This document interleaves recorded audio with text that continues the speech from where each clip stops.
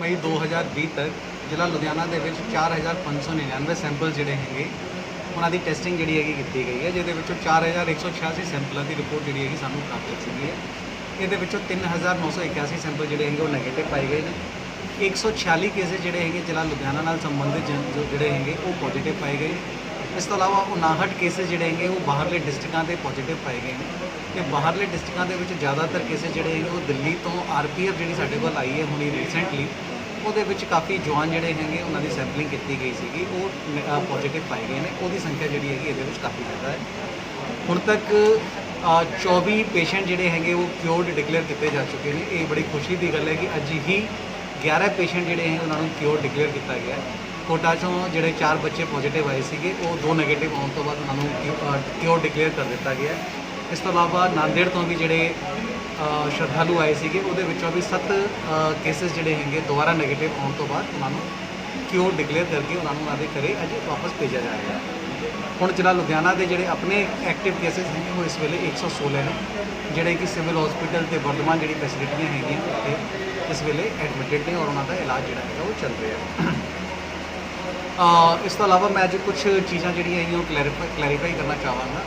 ਇੱਕ ਤਾਂ social media ਦੇ ਵਿੱਚ ਬਹੁਤ ਸਾਰੇ ਇਸ ਤਰ੍ਹਾਂ ਦੇ ਮੈਸੇजेस ਜਾਂ ਫਿਰ ਹੋਰ ਡਿਸਟ੍ਰਿਕਾਂ ਦੇ ਜਿਹੜੇ ਆਰਡਰਸ ਹੁੰਦੇ ਨੇ ਉਹ ਸਰਕੂਲੇਟ ਹੁੰਦੇ ਰਹਿੰਦੇ ਨੇ ਕਿ ਇਹ ਆਰਡਰ ਜਿਹੜੇ ਹੈਗੇ ਉਹ ਜ਼ਿਲ੍ਹਾ ਲੁਧਿਆਣਾ ਦੇ ਵਾਸਤੇ ਵੀ ਜਿਵੇਂ ਐਪਲੀਕੇਬਲ ਹੋਣ। ਪੂਰੇ ਦਿਨ ਸਾਡੇ ਕੋਲ ਇਸ ਤਰ੍ਹਾਂ ਦੇ ਮੈਸੇजेस ਜਾਂ ਇਸ ਤਰ੍ਹਾਂ ਦੇ ਸਕਰੀਨਸ਼ਾਟ ਜਿਹੜੇ ਹੈਗੇ ਉਹ ਲੋਕ ਭੇਜਦੇ ਰਹਿੰਦੇ ਨੇ ਕਿ ਕੀ ਇਹ ਲੁਧਿਆਣਾ ਦੇ ਵਿੱਚ ਲਾਗੂ ਹੈ। ਜੇ ਉਹਨਾਂ ਆਰਡਰਾਂ ਨੂੰ ਵੀ ਚੰਗੀ ਤਰ੍ਹਾਂ ਦੇਖ ਲਵੇ ਤਾਂ ਉਹਦੇ ਵਿੱਚ ਕਿਤੇ ਵੀ ਡਿਸਟ੍ਰਿਕਟ ਦਾ ਨਾਂ ਵਗੈਰਾ ਨਹੀਂ ਲਿਖਿਆ ਹੁੰਦਾ। ਤਾਂ ਮੇਰੀ ਲੋਕਾਂ ਨੂੰ ਬੇਨਤੀ ਹੈ ਕਿ ਇਸ ਤਰ੍ਹਾਂ ਦੇ ਜਿਹੜੇ ਆਰਡਰਸ ਹੁੰਦੇ ਨੇ ਉਹਨਾਂ ਦੇ ਵਿੱਚ ਕੋਈ ਵੀ ਕਿਸੇ ਵੀ ਤਰ੍ਹਾਂ ਦਾ ਧਿਆਨ ਨਾ ਦਿੱਤਾ ਜਾਵੇ।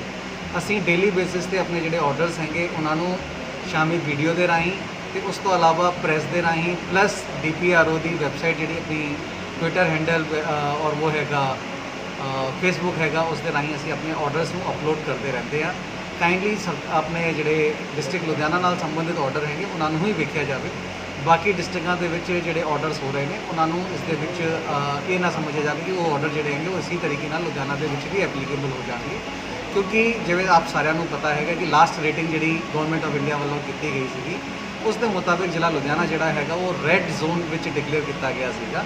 ਤਾਂ ਇਸ ਕਰਕੇ ਹਰ ਇੱਕ ਚੀਜ਼ ਜਿਹੜੀ ਹੈਗੀ ਜਿਹੜੀ ਕਿ ਬਾਕੀ ਡਿਸਟ੍ਰਿਕਾਂ ਦੇ ਵਿੱਚ ਅਲਾਉਡ ਹੈਗੀ ਉਹ ਸਾਰੀ ਚੀਜ਼ਾਂ ਜਿਹੜੀਆਂ ਹੈਗੀਆਂ ਜ਼ਿਲ੍ਹਾ ਲੁਧਿਆਣਾ ਦੇ ਵਿੱਚ ਪਰਮਿਟਡ ਨਹੀਂ ਹੋ ਸਕਦੀਆਂ ਹਨ।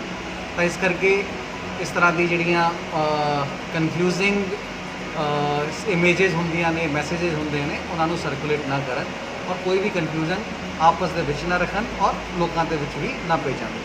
ਇਸ ਤੋਂ ਇਲਾਵਾ ਕੇਵਲ ਜਿਹੜੀ ਨਵੀਂ ਇੰਸਟਰਕਸ਼ਨਸ ਹੈਗੀਆਂ ਸ਼ੌਪਸ ਦੇ ਬਾਰੇ, ਜਿਹੜੀਆਂ ਦੁਕਾਨਾਂ ਨੂੰ ਅਸੀਂ ਪਹਿਲਾਂ ਹੀ ਅਲਾਉ ਕੀਤਾ ਹੋਇਆ ਹੈ ਉਹ ਦੁਕਾਨਾਂ ਦੇ ਵਾਸਤੇ ਹੁਣ ਸਵੇਰੇ 7 ਵਜੇ ਤੋਂ ਸ਼ਾਮੀ 6 ਵਜੇ ਤੱਕ ਵਾਸਤੇ ਉਹਨਾਂ ਨੂੰ ਕਾਊਂਟਰ ਸੇਲ ਵਾਸਤੇ ਪਰਮਿਸ਼ਨ ਜਿਹੜੀ ਹੈਗੀ ਉਹ ਦੇ ਦਿੱਤੀ ਗਈ ਹੈ। ਹੁਣ ਲੋਕ ਜਿਹੜੇ ਹੈਗੇ ਜਿਨ੍ਹਾਂ ਦੁਕਾਨਾਂ ਨੂੰ ਅਸੀਂ ਪਹਿਲਾਂ ਅਲਾਉ ਕੀਤਾ ਸੀਗਾ ਕੇਵਲ ਉਹੀ ਦੁਕਾਨਾਂ ਜਿਹੜੀਆਂ ਹੈਗੀਆਂ ਉਹਨਾਂ ਸ਼ਰਤਾਂ ਦੇ ਉੱਤੇ ਹੀ ਸਵੇਰੇ 7 ਵਜੇ ਤੋਂ 6 ਵਜੇ ਤੱਕ ਖੁੱਲ੍ਹ ਸਕਦੀਆਂ ਹਨ। ਜਿਵੇਂ ਰੈਸਟੋਰੈਂਟਸ ਵਗੈਰਾ ਹੈਗੇ ਉਹ ਹਾਲੇ ਦੀ ਘੜੀ ਵੀ ਉਹ ਸਵੇਰੇ 7 ਵਜੇ ਤੋਂ ਸ਼ਾਮੀ 7 ਵਜੇ ਤੱਕ ਕੇਵਲ ਹੋਮ ਡਿਲੀਵਰੀ ਜਿਹੜੀ ਹੈਗੀ ਉਹੀ ਕਰ ਸਕਦੇ ਹਨ, ਉਹ ਕਾਊਂਟਰ ਸੇਲ ਜਾਂ ਡਾਈਨਿੰਗ ਜਿਹੜੀ ਹੈਗੀ ਉਹ ਨਹੀਂ ਕਰ ਸਕਦੇ। ਇਸ ਤੋਂ ਇਲਾਵਾ ਕੱਲ ਸ਼ਾਮ ਤੋਂ ਲਿਕਰ ਵੈਂਟਸ ਜਿਹੜੇ ਹੈਗੇ ਜਿਨ੍ਹਾਂ ਨੂੰ ਸਰਕਾਰ ਵੱਲੋਂ ਕਾਫੀ ਪਹਿਲਾਂ ਹੀ ਮਨਜ਼ੂਰੀ ਜਿਹੜੀ ਸੀਗੀ ਉਹ ਦੇ ਦਿੱਤੀ ਗਈ ਸੀਗੀ ਬਟ ਕਿਸੇ ਕਾਰਨ ਕਰਕੇ ਨਹੀਂ ਖੁੱਲ੍ਹ ਰਹੇ ਸੀਗੇ, ਉਹ ਲਿਕਰ ਵੈਂਟਸ ਵੀ ਜਿਹੜੇ ਹੈਗੇ ਕੱਲ ਸ਼ਾਮ ਤੋਂ ਖੁੱਲ੍ਹਣੇ ਚਾਲੂ ਹੋ ਗਏ ਨੇ। ਉਹਨਾਂ ਦੇ ਵਾਸਤੇ ਵੀ ਕਰੰਟ ਟਾਈਮ ਜਿਹੜਾ ਹੈਗਾ ਉਹ ਸ਼ਾਮੀ 6 ਵਜੇ ਤੱਕ ਰੱਖਿਆ ਗਿਆ ਹੈ ਕਿ ਸ਼ਾਮੀ 6 ਵਜੇ ਤੱਕ ਉਹ ਖੋਲ੍ਹ ਸਕਦੇ ਨੇ। ਇਸ ਤੋਂ ਇਲਾਵਾ ਇੰਡਸਟਰੀ ਵਾਸਤੇ ਵੀ ਸਰਕਾਰ ਵੱਲੋਂ ਇੱਕ ਵੱਡੀ ਘੋਸ਼ਣਾ ਜਿਹੜੀ ਹੈਗੀ ਉਹ ਕੀਤੀ ਗਈ ਹੈਗੀ। ਕਾਫੀ ਏਰੀਆ ਜਿਹੜਾ ਹੈਗਾ ਉਹਨੂੰ ਖੋਲ੍ਹ ਦਿੱਤਾ ਗਿਆ ਹੈਗਾ ਜਿਸ ਦੇ ਵਿੱਚ ਮਿਕਸ ਇੰਡਸਟਰੀਆਂ ਜਿਹੜੀਆਂ ਹੈਗੀਆਂ ਉਹ ਚੱਲ ਸਕਦੀਆਂ ਹਨ।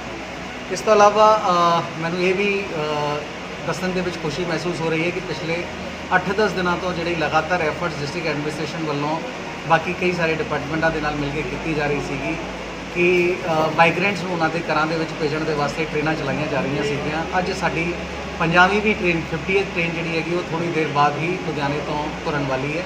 ਤਾਂ ਇਹਦੇ ਵਿੱਚ ਬਹੁਤ ਸਾਰੇ ਲੋਕਾਂ ਨੇ ਮਿਹਨਤ ਕੀਤੀ ਹੈ, ਬਹੁਤ ਸਾਰੇ ਡਿਪਾਰਟਮੈਂਟਾਂ ਨੇ ਮਿਹਨਤ ਕੀਤੀ ਹੈ, ਕੋਆਰਡੀਨੇਸ਼ਨ ਕੀਤੀ ਹੈ, ਐਫਰਟ ਕੀਤੇ ਨੇ। ਤਾਂ ਇਹ ਸਾਰੇ ਦੇ ਸਾਰੇ ਡਿਪਾਰਟਮੈਂਟਾਂ ਨੂੰ, ਸਾਰੇ ਅਫਸਰ ਸਾਹਿਬਾਨ ਨੂੰ ਜਿਹੜੇ ਵੀ ਇਸ ਦੇ ਵਿੱਚ ਕੰਮ ਕਰ ਰਹੇ ਉਹਨਾਂ ਸਾਰਿਆਂ ਨੂੰ ਮੈਂ ਧੰਨਵਾਦ ਕਰਨਾ ਚਾਹਾਂਗਾ। ਤੇ ਅੱਜ ਮੈਂ ਇਹ ਅਪੋਰਚੁਨਿਟੀ ਨੂੰ, ਇਹ ਪਲੇਟਫਾਰਮ ਨੂੰ, ਇੱਕ ਅਪੋਰਚੁਨਿਟੀ ਨੂੰ ਵੀ ਸਾਰੇ ਲੋਕਾਂ ਨੂੰ ਧੰਨਵਾਦ ਕਰਨਾ ਚਾਹਾਂਗਾ ਕਿ ਜਿਹੜੇ ਵੀ ਬੰਦੇ, ਜਿਹੜੇ ਵੀ NGO ਸਾਡੇ ਨਾਲ ਮੋੜੇ ਤੇ ਮੋੜਾ ਲਗਾ ਕੇ ਇੰਨੇ ਚਿਰ ਤੋਂ ਸਾਡੀ ਹੈਲਪ ਕਰ ਰਹੇ ਨੇ कई सारे वॉलंटियर्स, कई सारे NGO, कई सारी ऑर्गेनाइजेशन ਜਿਹੜੀਆਂ ਹੈਗੀਆਂ ਲਗਾਤਾਰ ਕੋਈ ਲੰਗਰ ਦੇ ਵਾਸਤੇ, ਕੋਈ ਡਰਾਈ ਰਾਸ਼ਨ ਦੇ ਵਾਸਤੇ, ਕੋਈ ਮੈਨ ਪਾਵਰ ਦੇ ਵਾਸਤੇ, ਕਈ ਸਾਰਿਆਂ ਨੇ ਹਸਪੀਟਲਾਂ ਦੇ ਵਿੱਚ ਸਾਨੂੰ ਸਹਿਯੋਗ ਦਿੱਤਾ ਹੋਇਆ ਹੈ। ਕਈਆਂ ਨੇ ਸਾਨੂੰ ਇਹ ਮਾਈਗ੍ਰੈਂਟਸ ਲੇਬਰ ਨੂੰ ਮੂਵ ਕਰਨ ਦੇ ਵਿੱਚ ਸਹਿਯੋਗ ਦਿੱਤਾ ਹੈ।